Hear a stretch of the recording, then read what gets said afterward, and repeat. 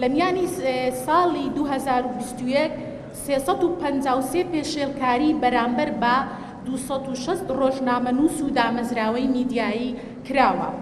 لە نێویاندا 189 ڕێگری و جیاکاری هەبووە، هەروەها 81 هێرش و لێدان و سوکایەتی، 25 دەست بەسەرکردن بەبێ بڕیاری دادگا، 25 کەیسی زەوتکردنی کەلوپەلی ڕۆژنامەوانی، 13 کەیسی هەڕەشەکردن، هەروەها 7 کەیسی شکاردنی کەلوپەلی ڕۆژنامەوانی.